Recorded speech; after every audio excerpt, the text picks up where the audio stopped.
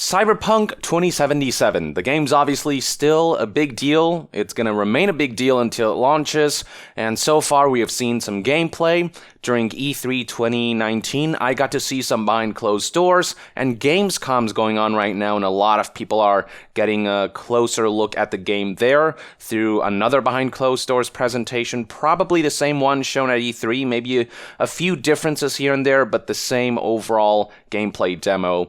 And while all that's going on, CD Projekt Red has released some brand new Cyberpunk 2077 screenshots, and all of them take place within the demo that's being shown around this year. And having seen that demo, I figured I would go through these screenshots and give you guys some insight into what's going on. And also on August 30th, CD Projekt Red is streaming a 15-minute compressed version of what's usually the 50-minute presentation. So you're going to see a lot of this stuff on August 30th when they unveil the gameplay to the public. But until then, you know, as someone who's seen the demo, I can kind of walk you through what these images represent. So let's start right here. So this is Pacifica, which is a region that's sort of more run down. And this NPC right here, I don't remember too well. I believe at one point as V was walking around the exterior, he came to a juncture like this, and that NPC was kind of just there, and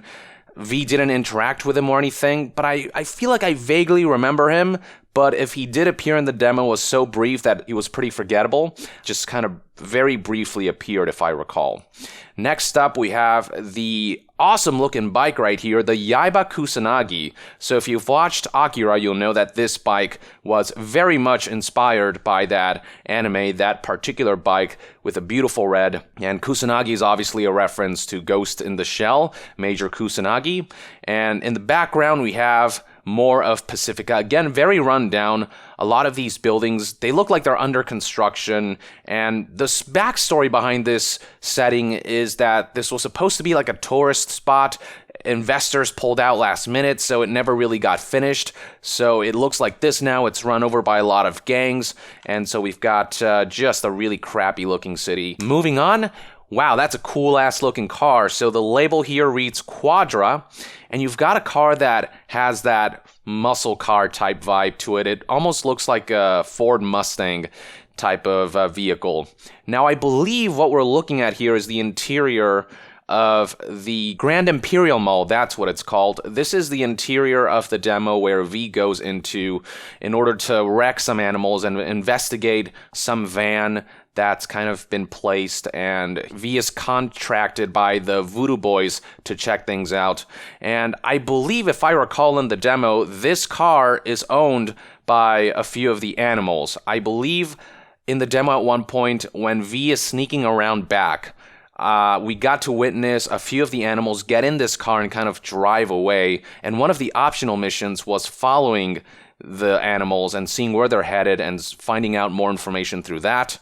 But instead, what the player did in the demo was just keep going inside the Imperial Mall in order to fulfill the main mission, which was to check out this van that we later learn is gathering intel in order to kind of track down the Voodoo Boys. This is the back area of Grand Imperial, and the player kind of sneaks through this at one point. I believe this is the area where there was like a guy with a bunch of pizza boxes, and he carries that inside while the other animals get in this car and drive away. Now in this next screenshot, we see the car in the street. This is definitely not part of the demo, but this seems to suggest that players, if they want to, can steal this car, maybe keep it for themselves, and just drive it around. Maybe if you follow the car after the animals take off, you can steal it. And when I interviewed CD Projekt Red, they confirmed to me that you can, in fact, steal cars, drive whatever car you stumble upon. So there's that element. I wonder if there's customization that can be done to the cars. That would be really neat if you could change the paint job and stuff like that. But yeah, here's more of Pacifica. Again, just a very rundown area of Night City. A lot of homeless people here, probably setting up tents and just kind of living a very poor and survival mode type of life. Not particularly shiny and luxurious. From there, we have the Grand Imperial Mall. This is exactly as I remember it when I saw the demo. The A was missing, and yeah, the the sign is all kind of like breaking apart. And interesting to note here are these two goons. I saw this in the demo. As the player approached the entrance to the mall, the two goons here started to approach the player threateningly with their guns. And if the player insisted on walking forward into the mall, they would probably shoot you. But what the player did instead was walk away, got back on the bike, went towards the left here, and there's this back area that eventually, like somewhere around here, that eventually led to this area where we see the animals conversing before a few of them get in this car and drive away while the guy with the pizza boxes goes back inside. So that's kind of what happens here. Also not featured in this screenshot is a car with some Voodoo Boys members who were waiting for you as you approached Grand Imperial Mall to kind of brief you a little bit on what's going on. They were maybe here-ish, and you could talk to them. And then also worth noting is that much like Assassin's Creed, where there's an area where if you step into, it'll be considered a hostile action. So the area, that area ends about here. So if you're in this area, you'll be fine. Nobody's gonna threaten you or see you as hostile. But as soon as you enter the restricted area, that's when you might get in trouble if they detect you, if you seem like someone who's trying to cause trouble. So this whole mall area is a restricted zone that's controlled by the animals. So this right here is a back alley-like area. This is where the player steps into to eventually go to this kiosk where this woman sells programs that you can install in your cyber deck, and you can use that in order to hack NPCs and do all kinds of crazy actions. Hacking in this game is sort of like what magic would be in a fantasy game. So with hacking, you can kind of, at one point in the demo, I saw the player use the nanowire to throw that at an enemy and hook the cable from their hand to the enemy's jack, and then through that, they could just shut the enemy down. That's one of the programs. And there are a wide variety of programs. I didn't get to write down what all of them do, but there are so many things you can do as a hacker. If you're able to get access to an area's local network, if you're able to hack the local network, you can kind of control things remotely using programs that you purchase and that you install in your cyber deck. And so in this area, there's a bunch of stuff you can purchase. There's some graffiti right here, voodoo, so this area is definitely owned by the Voodoo Boys. And I recall that in the demo, as the player was walking in this back alley area, he was walking with Placide, and they were essentially getting ready before heading into the Grand Imperial Mall proper in order to check out what's going on there with the Animals gang. Next up, we have this nice little view of Pacifica. So I believe this takes place right after the player goes into this butcher shop where he meets Placide for the first time. After they have this little conversation, they start heading towards this hotel where Placide's office is. But before you get to that hotel, Placide and V are walking kind of through the city and having this conversation. And at one point, they stop at this area right here where there's this railing and this view of the city. And they have additional conversations about what's going on. Now, this right here, I don't recall seeing in the demo, but I do remember other instances where, V and Placide are walking through the city and there is a chopper and there's a guy kind of towards the side trying to shoot at the chopper, and the chopper kind of runs away. At one point, as we're headed into Placide's office, we walk into the hotel, walk up a flight of stairs. There's a bunch of open windows and a chopper kind of flies by. So a lot of dynamic events similar to that do happen. I didn't see this specific one in the demo that I saw, if I recall correctly. Next up, we have this screenshot. This takes place inside Grand Imperial Mall. At this point, V is detected. The animals are aware of his presence, and a firefight ensues. Now, much of the firefight that I saw in the demo took place here. This open lobby-like area, and there were enemies situated on the ground floor here, others up here, and they were shooting from above, and so there was just a lot of chaos, and V had to take care of enemies down here and up here. And the V that I saw in the demo had this like powerful machine gun that they were using to just wreck everything. And if enemies were hiding behind a pillar, and if you have a strong enough weapon, you can actually shoot through the pillar here and kill enemies behind cover. Now, interesting here is we've got this female member of the animals jacked up and everything. Speaking to that is this poster right here. Soyasil Machistador. Machistador, explosion of taste, and some buff guy really going hardcore with that drink, I guess. Just a massacre right here. V here is wielding a shotgun, and the shot from that shotgun blows this guy's arm off, as you can see right here, which is really cool. And we've got a bunch of people just already slain and torn to pieces. So this is definitely the non-stealthy, guns blazing approach, which is one way you can tackle this mission. Next up, we have a screenshot of the nanowire, which can be used for two purposes. One is as a melee weapon that can slice through enemies. As you can see right here, this guy's limbs are getting chopped off. I believe that's his head right there, so if you aim it just right, you can chop off enemies' heads. And another purpose is to use this as a way to directly link to an enemy, jack into them, and hack them. The wire will literally kind of fling itself and attach itself to enemies. That's one of the things that I saw in the demo, and then with the programs that you have, you can shut the enemy down or have them do specific actions. And not all the hacking has to be direct like that. Some of the hacking can be done remotely if you access the local network. So at one point, I saw the player use a program in order to hack an enemy so that their cybernetic implant will have them pull their own grenade and blow themselves up. And you can see right here, there's a mini-map. There's an enemy right here, another enemy right here. The objective, I believe, is here. And this is the exit or the entrance. Placide is talking right here, who is your companion throughout all this.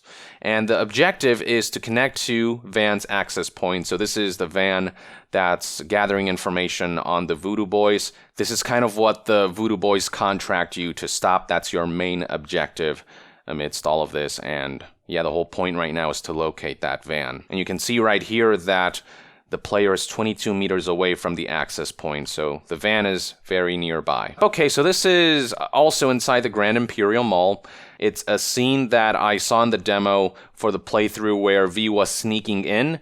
There was an animal training with this bot, and at one point V remotely hacked this bot to increase the difficulty to maximum so that the robot would just clock this animal right here and just knock him out. And that distracted a bunch of animals, allowing V to sneak back around like here. And these contraptions right here, they're weights. And one of the animals is using this machine in order to lift weights. And then what V does is hack one of these so that the weight is increased, and that pins the animal down. And that allows V to further sneak through this entire area. Next up, we have just another look at the exterior of Pacifica, and this is one car that looks pretty badass that players can probably steal and kind of use for themselves if they so desire. Lots of NPCs walking around, and one of the most impressive things about Cyberpunk 2077, in my opinion, is how lifelike these cities look. The crowd size is just really incredible. The variety of people wearing different clothes, having different faces. You can just see people from all walks of life that's appropriate to each respective setting. So in Central City, which is a fancier area, you can see a lot of businessmen and what have you. In this more rundown area, you can see that the people themselves are also more rundown, just kind of, you can definitely tell they're poor, and there's some stuff up here. This is some kind of sport that's taking place in this stadium-like area, whatever that sport may be. So this right here, this is Sasquatch, the boss battle in Grand Imperial Mall. This is towards the end of the demo. She is the leader of the animals, and as you can see, she is no joke. At one point here, she was wielding this warhammer that she was swinging around, and one of the abilities that animals have, because they're enhanced both chemically and cybernetically, is the ability to dash and flash step super fast, like anime style, kind of like Albert Wesker from Resident Evil 5, just... And so she would do that with her Warhammer. She would like dash around and then try to swing at you, and V would have to dodge in order to not get wrecked. What you have to do with this boss battle is shoot at the contraption that supplies her chemicals. It's kind of like Bane, you know what I mean, where Bane has this machine in the back that fuels him with the drug that makes him buff. So if you take that down, eventually Sasquatch will not be able to lift her Warhammer, and so she'll attack you more kind of without the Warhammer, mano a mano, and at that point you just want to shoot her until she dies, dodge her attacks along the way. It's a really interesting, cool boss battle, a lot of chaos, lots of cool particle effects as the destructible environment falls apart and stuff like that. And the reason right here everything is red, and you can see like kind of artifacts, is because after you take down Sasquatch's drug-fueling contraption, after she can no longer lift the Warhammer, she'll tackle V, drive him or her to the ground, and hack into V. And so at that point, you're on a timer. You're being hacked, and Placide, who is kind of hooked into your network, he's trying to fight off the hack as you're fighting Sasquatch. So you have to defeat Sasquatch before the hack is completed, otherwise you'll just die. So that's a cool little twist, kind of like phase 2 of this boss battle. And then we've got graffiti here, Fear the Beasts of Night City. So that's definitely something the animals put down there. Because they consider themselves beasts. They consider themselves the most powerful, the strongest physically. Next up, we have a Netwatch agent. So this is towards the very end of the demo. So the Netwatch agent is behind this entire plot of hiring the animals in order to protect this van that was tracking down the Voodoo Boys. The van is collecting data and kind of trying to find a way to locate the Voodoo Boys' hideout. And Netwatch is an organization that specializes in cybersecurity, and the Voodoo Boys are hacker specialists, so you can see how those two organizations' interests collide. And so the Netwatch agent is trying to track down the Voodoo Boys.